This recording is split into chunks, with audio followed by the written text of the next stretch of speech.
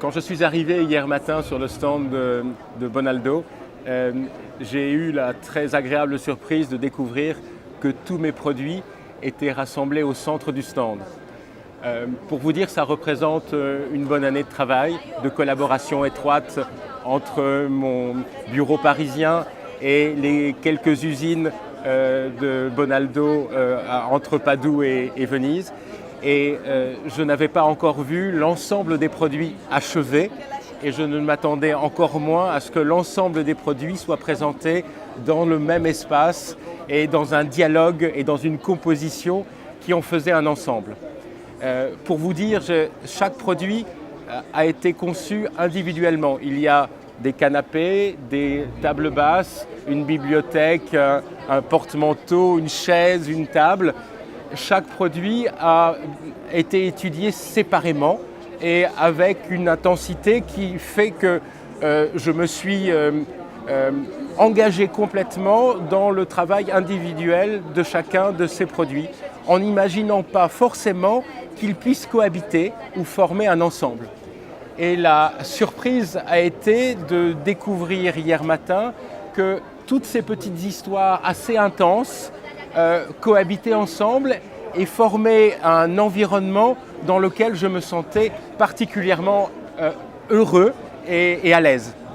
Et le plaisir hier au cours de la journée, de la première journée donc, du salon, ça a été de constater que le plaisir que je prenais à voir des éléments qui n'étaient pas faits pour aller ensemble, correctement raconter une histoire commune, ce plaisir-là était partagé par un grand nombre de visiteurs.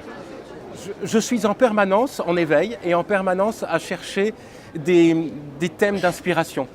J'achète tous les magazines, que ce soit des magazines d'ordinateurs, de voitures, de décoration artistique, de mode, et je m'imprègne d'images, d'expositions, de voyages.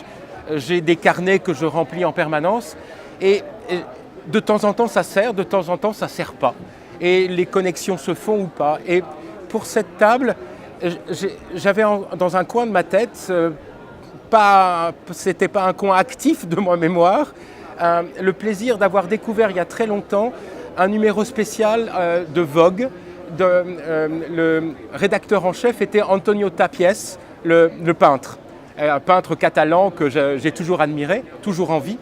Et il y avait des photos de ses œuvres et de son atelier. Et dans son atelier, dans un coin, sur une petite console, une sculpture en bronze qui évoquait une divinité.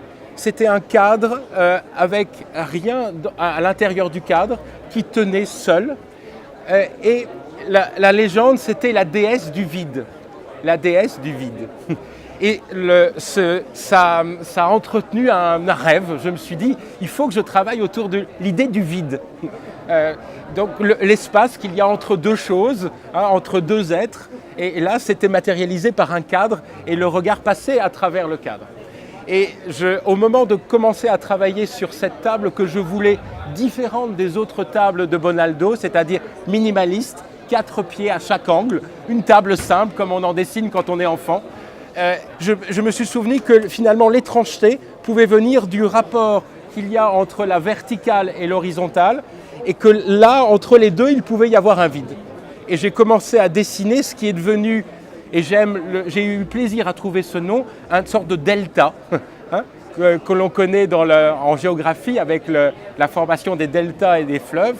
Et c'est devenu très naturellement la structure de la table avec le jeu très graphique du plateau dont l'angle est arrondi pour venir conforter le vide du piétement au niveau de la liaison entre la verticale et l'horizontale. Rien ne prédisposait la petite chaise auto à passer du temps autour de la table delta. Elles n'étaient pas faites pour cohabiter. J'ai dessiné auto sans penser à delta et vice-versa. Il se trouve que le lien, c'est Bonaldo.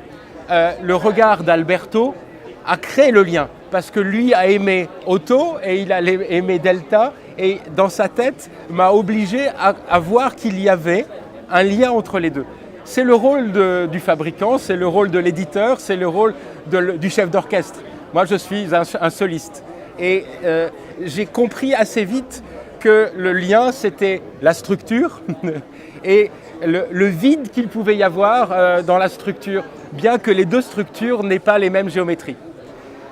L'histoire d'Otto, c'est un 8, qui est le premier dessin, et ensuite la volonté de faire un siège simple, qui donne l'impression d'avoir toujours existé, qui est juste un tout petit peu plus sympathique, élégant mais sympathique, qui est un tout petit peu plus large que ce qu'on a l'habitude de voir, pour qu'on s'y sente bien et qu'on puisse se projeter dans l'idée d'un confort.